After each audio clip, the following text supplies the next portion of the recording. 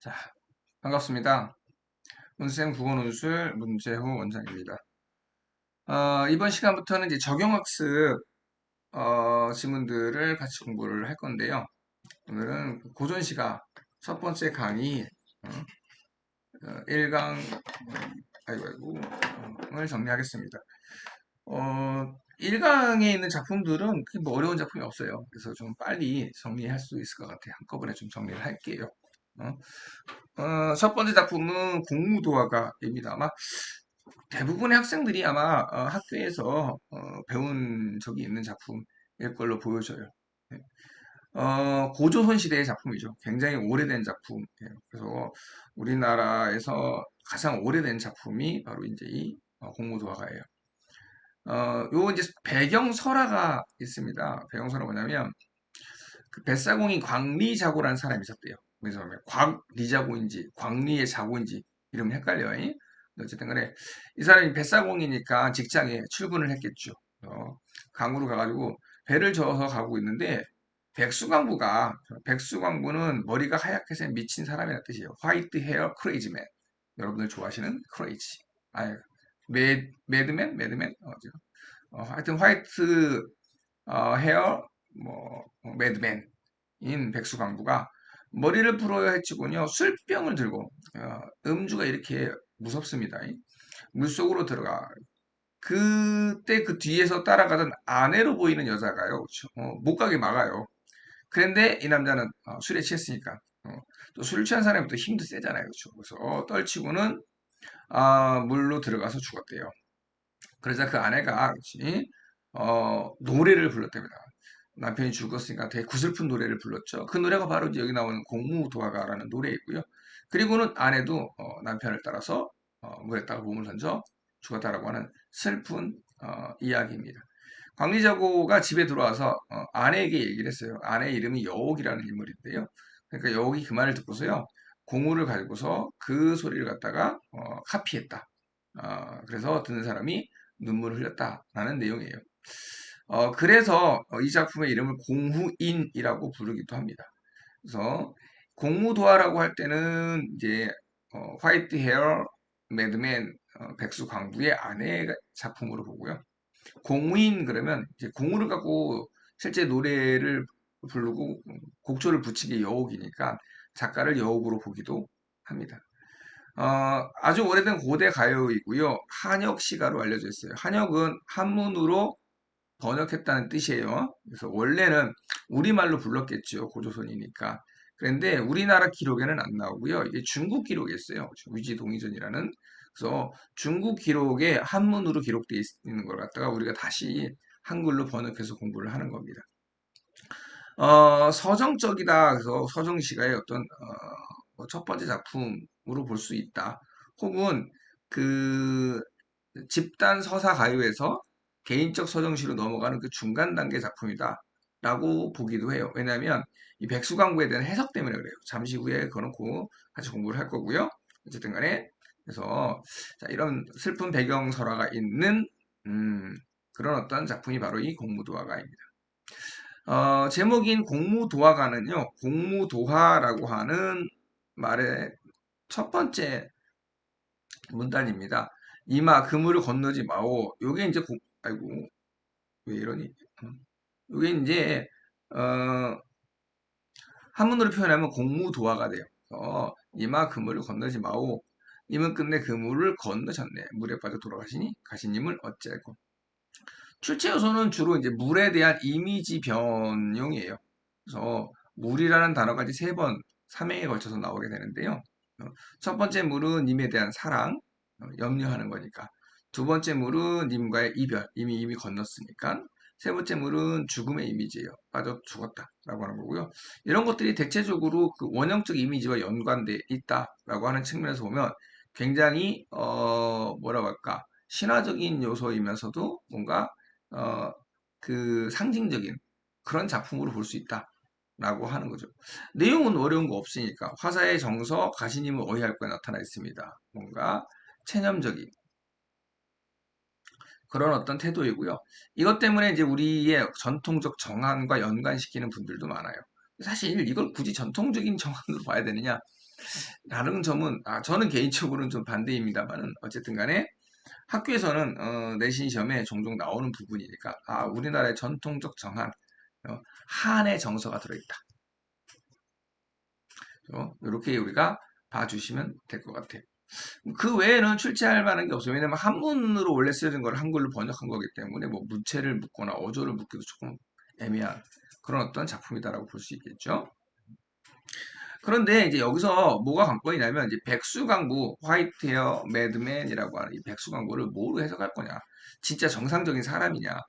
정상적인 사람이라면 새벽에 술 처먹고 강물에 들어서 빠져 죽진 않겠죠.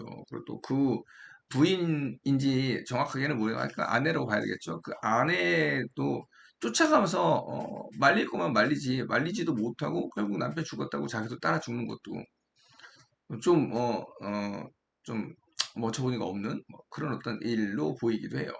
그래서 이 백수광부를 평범한 사람이 아니라 어떤 신의 한 형태로 보는 그런 경우도 있습니다. 그래서 신화적인 존재다. 그래서 뭔가 백수광부의 죽음은 신화적인 세계의 몰락, 신화적인 질서가 사라지는 것들을 상징한다. 라고 보기도 하고 또는 백수광부를 무당으로 보는 경우들도 있어요. 그래서 그 무당이 그 신을 받아가지고 그러니까 귀신이겠죠. 귀신을 받아가지고 귀신의 행동을 따라하게 되는데 아마 그 여기 나와 있는 백수광부가 받아들인 그 귀신이 아마 물에 빠져 죽은 물귀신이 아니었을까? 어, 또는 그 무당이 하는 의식들이 되게 많잖아요. 뭐 작두 탔다 그러잖아요. 날카로운 작두 위에 막 맨발로 서서 가기도 하고 이런 어떤 그 무속 의식을 행하는데 백수광부가 물에 빠진 것도 그런 무속 의식 중에 하나가 아니겠는가 이렇게 해석하기도 하고요. 가장 뭐 많은 분들이 옹호하고 있는 해석은 세 번째인데요. 이 백수광부를 갖다가 술의 신으로 본다는 거예요. 그래서 서양에서 보면은 뭐 바코스라든가 디오게네스 같은 신들을 우리가 보통 이제 술의 신, 축제의 신이라고 보죠. 그와 비슷한 어떤 신이 바로 이 백수광부다라고 보는 거고 그 아내로 등장했던 그 여성은 백수광부를 쫓아다니는 어떤 음악의 신 또는 음악을 해주는 림프 요정으로 이렇게 해석하기도 합니다. 그래서 이런 해석도 있을 수 있구나 라는 정도로 봐주면 되고요. 정선은 체감과 한이다 라고 하는 것만 기억하시면 될 것 같아요. 두 번째 작품은 견우 노일의 헌화과라고 하는 향가 작품이에요. 아까는 고조선 시대 작품이었다면 이번엔 이제 신라 때의 작품으로 올라옵니다. 그렇죠? 이 작품도 역시 그 설화가 같이 전해져 내려와요. 신라 성도광 때에 순종공이라는 사람이 강릉태수로 부임했는데 바닷가에서 점심을 먹었대요. 그죠? 바닷가에서 좋죠. 그런데 그 곁에 높이가 1000길이나 되는 바위 봉우리가 병풍과 같이 두르고 있었대요. 그 꼭대기에 철쭉꽃이 아주 예쁘게 피어 있었다고 합니다. 바닷가와 철쭉 이게 어울리는지 잘 모르겠어요. 보통 이제 바닷가 그러면 해당화가 되게 유명하죠. 그런데 이 순정궁의 부인인 수로 부인이라는 사람이 있었대요. 자, 여기서 이제 수로 부인에 대한 그 퀘스천 마크가 붙습니다. 수로 부인이 이름이냐 아니냐 뭐 이런 것들도 논란이 되고요. 또 신라의 기록에 보면 수로 부인이라는 사람 또는 수로라는 단어가 굉장히 많이 나와요. 혹시 기억하시는 분 아는 분 있을지 모르겠는데 구지가라는 노래 있어요. 그 구지가랑 구조가 비슷한 노래로 항상 같이 엮이는 것이 해가라는 노래입니다. 그렇죠? 그래서 수로 부인이 바닷가 아마 이 강릉이었던 것 같아요. 어쨌든 바닷가 주변을 거닐고 있을 때 바닷속에서 해룡이 나와서 거북이죠. 그래서 거북이가 나와서 수로 부인을 납치해 갔어요. 그래서 사람들이 나와서 거북아 수로 부인을 내놔라 라는 노래를 불렀다고 해요. 그때도 수로 부인이 등장을 해요. 어쨌든 간에 등장하는 수로 부인마다 공통점이 뭐냐? 매우 아름다웠다. 이겁니다. 그죠? 자, 사람들에게, 야, 나 저 꽃 좀 꺾어다 줘. 라고 이제, 얘기를 했어요. 하지만 주변의 사람들, 수행하던 사람들이, 야, 거기 너무 높아서 못 가요. 그러면서 전부 다 포기를 했답니다. 그죠? 이때 그 옆으로 암소를 끌고 가던, 노인이 한 명 있었던 거죠. 어? 그 노인이 그 얘기를 듣고서 저 꽃을 꺾어달라고 해놓고는 자기가 절세의 어떤 경공을 발휘해가지고 절벽 위로 올라가서 그 꽃을 딱 꺾어가지고 와서 이 노래를 불렀다. 뭐 이렇게 얘기가 돼요. 아, 여기서도 이 노인이 평범한 노인은 아닌 걸로 보여지죠, 그렇죠? 아무도 못 올라가는 그 절벽을 뛰어 올라가서 꽃을 꺾을 정도면 굉장한 능력, 보통 사람은 아닐 거다라고 이렇게 예상이 되는 부분이 있네요. 그렇죠? 어쨌든 간에 저 네 줄짜리이기 때문에 사구체 한가에 해당되고, 아이고, 잠시만요. 이게 또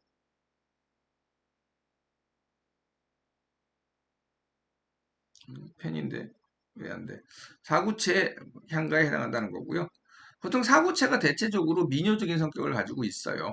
짧고 간결하면서도 반복되는 요소들이 있기 때문에 그리고 이제 주제를 사랑을 고백한다 뭐 이렇게 주제를 잡았는데 그래서 이게 맞나? 라는 생각이 조금 들어요. 우리 반 친구들한테 강의를 했더니 우리 반 여학생들이 막 광분하면서 이건 불륜이에요 막 그러는데 불륜일 수도 있고 어쨌든 간에 그래서 상공유사에 전해져 내려오는 향가 노래입니다. 자, 제목 그대로예요. 헌화가 꽃을 바치는 노래다 라고 되어 있고요. 작가인 견우는 소를 이끈다는 뜻이에요. 우리 그 7월 칠성날 만나는 견우와 직녀 있잖아요. 그때 그 견우도 소를 끈다는 뜻입니다. 자줏빛 바위가에 잡고 있는 암소 놓게 하시고 나를 아니 부끄러워 하시면 꽃을 꺾어 바치오리다. 그러면서 꽃을 탁 꺾어 바쳤다라고 하는 거고. 꽃을 꺾어 바치는 것이 사랑에 대한 고백일지 아니면 존경에 대한 어떤 마음을 담은 건지 뭐는 잘 모르겠어요. 아마 수로 부인이 예뻤다는 점에서 볼 때 사랑에 대한 이거 왜 자꾸 고백이 이 것이다라고 다른 해석을 해요. 할아버지라고 해서 사랑하지 말라는 법 없으니까. 자, 어쨌든 일단 자줏빛 바위가 등장을 하고요. 아이고, 이거 왜 자꾸 죄송해요. 이거 뭔가 프로그램이 좀 자, 어쨌든 간에 자주 색깔 바위도 자주 색깔이에요. 자주 색깔 무슨 색깔인지 알죠? 그죠? 붉은색 계통이에요. 그렇죠? 그리고 이제 이 꽃도 철쭉이었다고 하는 거 보니까는 이것도 이제 붉은색이었을 것 같거든요. 그렇죠? 어쨌든 잡고 있는 암소 놓게 하시고 소 중에서도 하필 왜 암소냐 뭐 이렇게 설들도 많습니다. 많은 그냥 소를 끌고 가던 노인이라고 보시면 돼요. 다만 여기서 조심할 건요. 놓게 하시고라고 표현해가지고 피동 표현이 된 거예요. 그쵸? 내가 놓는 것이 아니라 당신이 나에게서 소를 놓게 만들었다는 뜻이 되는 거죠. 그쵸? 그래서 이게 약간 뭐 영어식 표현 같기도 해요. 그쵸? 우리말은 사실 이렇게 표현은 안 하죠. 그쵸? 어쨌든 간에 내가 갖고 있는 암소를 당신이 놓게 하죠. 그래서 놓게 하다의 주체가 누구다? 수로 부인이다라고 하는 거. 수로 부인이 당신이 내 손에서 암소를 놓게 하시고 나를 아니 부끄러워 하신다면 일단 뭐 조건 내지는 가정인 거죠. 조건 내지는 가정인 거고 사실 이제 설화랑 맞춰보면 좀 안 맞아요. 그렇죠? 설화는 꽃을 꺾어 갖고 와가지고 받치면서 노래를 불렀다고 돼 있거든요. 보시면 알겠지만 그렇죠? 그래서 꽃을 꺾어서 받치면서 이제 노래를 어? 지었다라고 돼 있어요. 그죠? 그렇다면 이제 그런 내용하고 이 시의 내용하고를 비교하면 좀 안 맞죠. 왜냐하면 이미 꽃을 꺾어 왔는데 지금 노래 내용은요. 꽃을 꺾어 밭이 오리다라고 하면서 미래형 또는 의지형 표현을 쓰고 있습니다. 그런 점에서 보면은 살짝 뭐 맞지 않는 부분들이 있어요. 어차피 뭐 이게 이제 노래였기 때문에 노래를 불려오던 것들을 이제 기록한 것이기 때문에 그런 점에서 보면은 뭐 그게 딱 맞아야 되는 것은 뭐 아닐 수도 있다. 설화라고 하는 것이 좀 더 포괄적일 수 있다라는 생각이 들어요. 당연히 꽃의 의미는 당신에 대한 어떤 사랑으로 읽을 수가 있을 것 같고요. 그렇죠? 이게 뭐 분류일지 아닐지는 여러분의 판단에 맡기도록 하고요. 어쨌든 뭐 순수한 사랑 이런 것들이 하나의 주제다라고 보시면 돼요. 다만 이제 학교 선생님들에 따라서 이제 자줏빛 바위라고 하는 것도 의미 부여를 하시는 분들이 있어요. 말하자면 이게 이제 되게 좀 뭐라고 할까 이 바위가 그 천길 낭떠러지고 되게 위험한 곳으로 이제 묘사가 되거든요. 그러니까 이제 자줏빛 바위라고 하는 게 그런 어떤 경고, 위험성 뭐 이런 것들과도 연관된다라고 해석하시는 분들도 있어요. 그래서 선생님들에 따라서 향가 해석이 조금 갈리는 부분들이 있으니까 그건 여러분 참고해 두시고요. 뭐 암소에도 또 아까 얘기했지만 뭐 의미를 부여하시는 분들도 뭐 있습니다. 그렇죠? 그래서 어 하여튼 그래요. 어쨌든 저는 개인적으로 이 견우 노인이라는 분이 굉장한 분이다. 아마 숨어있는 그 무공의 고수가 아니었을까 하는 생각을 잠깐 해봅니다. 자세한 해설은 우리 학원 재원생들한테는 별도의 프린트로 보내드리도록 하겠습니다. 자, 세 번째 작품. 사실은 여기 실려 있는 세 작품 중에서 가장 어, 그나마 출제 확률? 사실 세 작품 다 출제 확률이 거의 제로에 가깝습니다.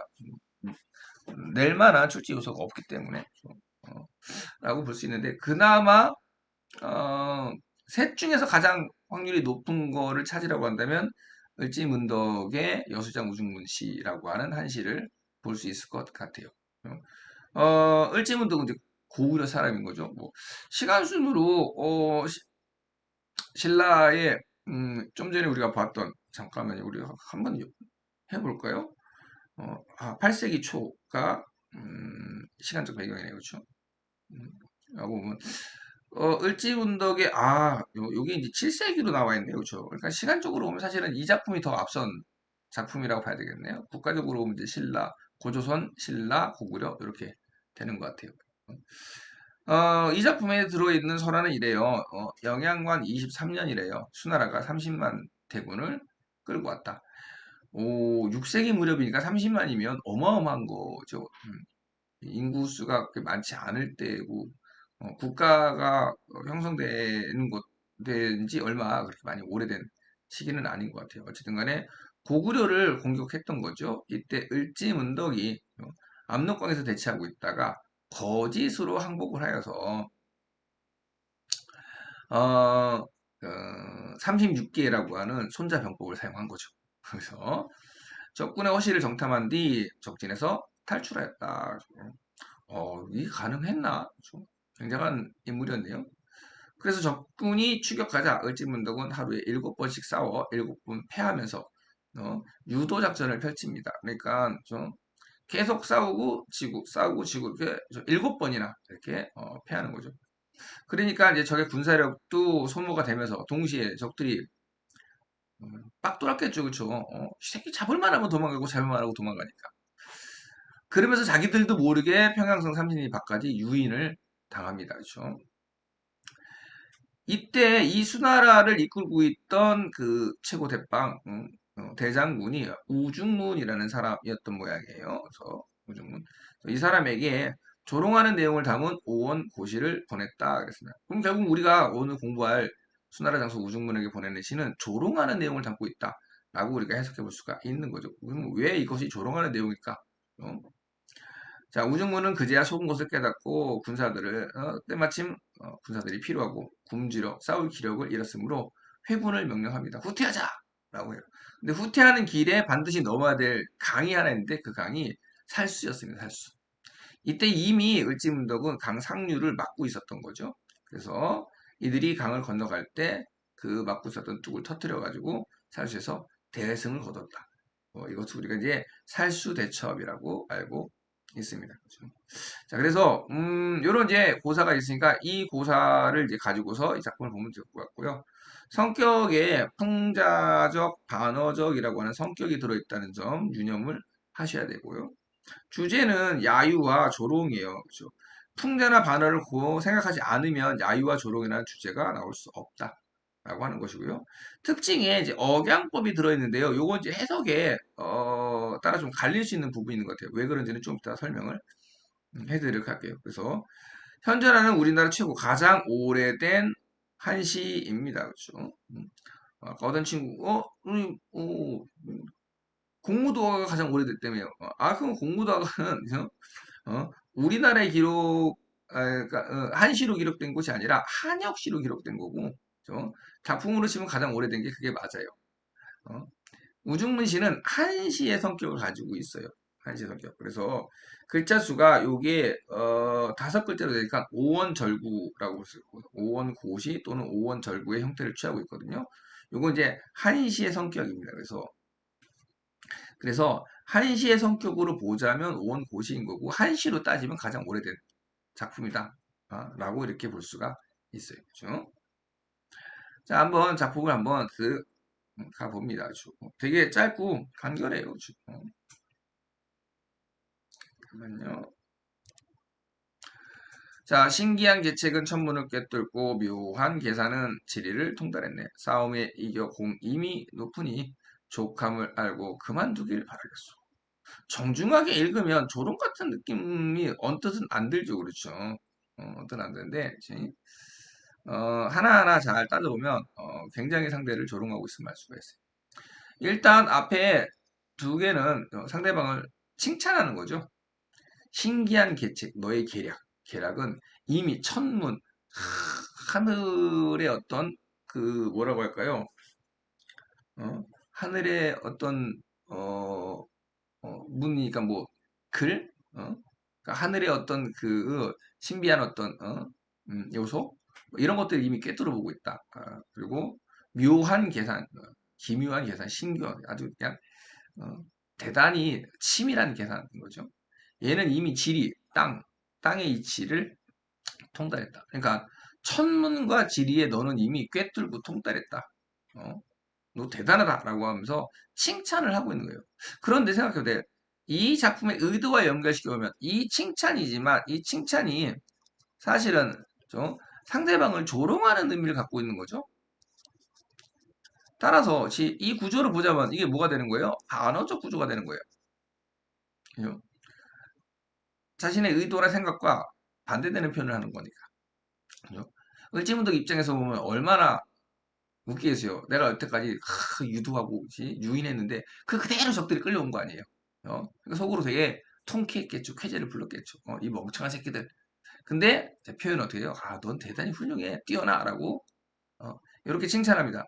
싸움에 이겨 공이 이임이 높으니 여기서 이 임이라도 종종 보면 정소의 정가종국에서도 그렇고 이 부사어 하나가 굉장히 반전을 일으켜줘요. 그렇죠?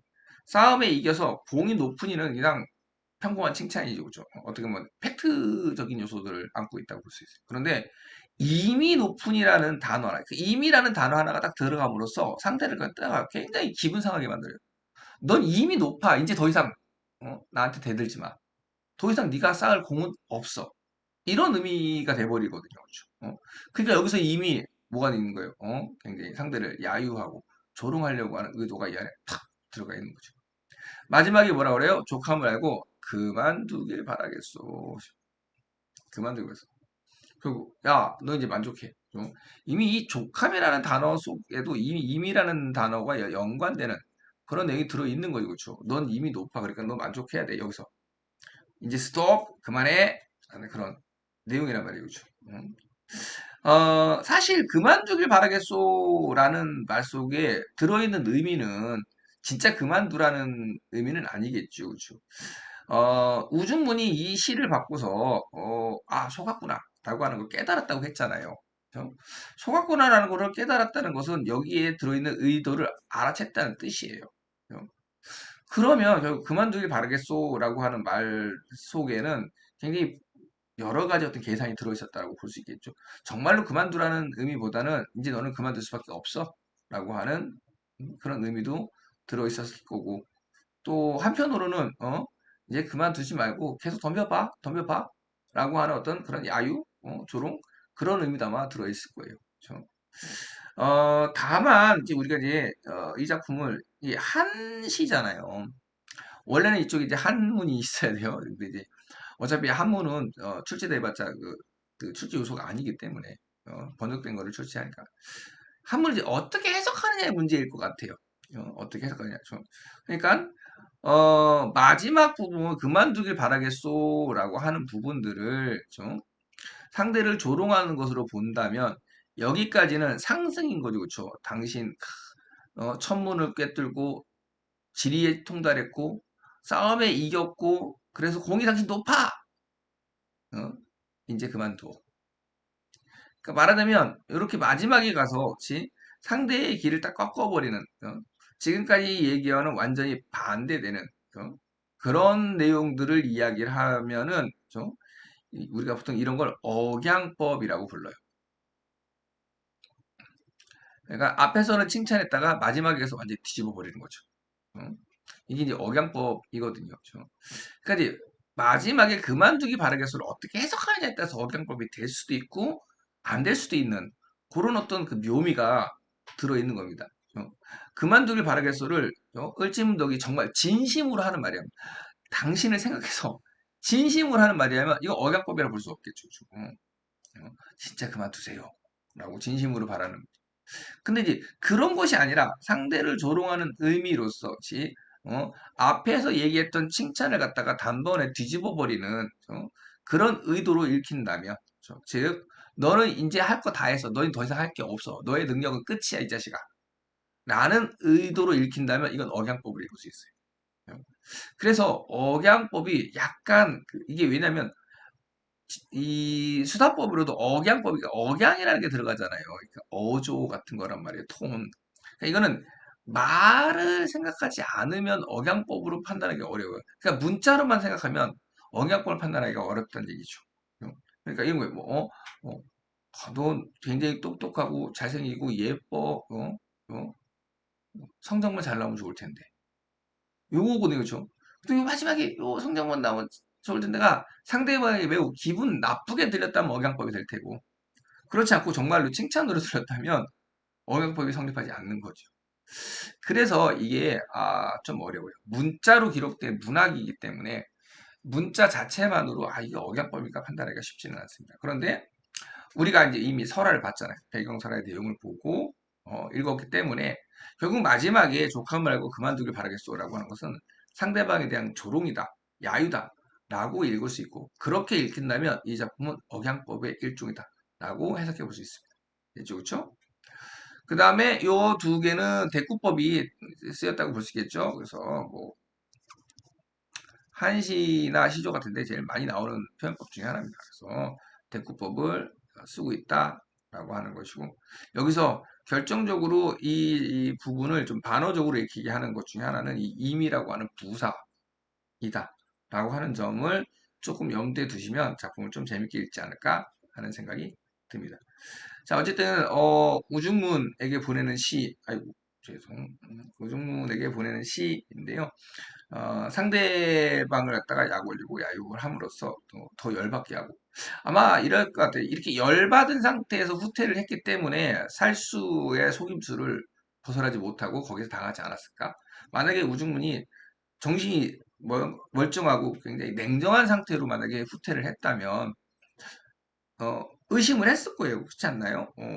왜 강물이 이렇게 말라 있지? 물의 양이 왜 이렇게 적지? 아마 이런 걸 의심하지 않았을까?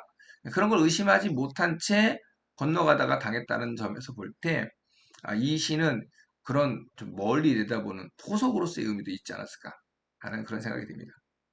자, 이 정도 우리가 공부를 해두고요. 수능에 나올 확률이 제가 볼 땐 거의 없으니까요. 공부해두고요. 2강 또 3강으로 건너가 보도록 하겠습니다. 자, 다음 강의로 봐요.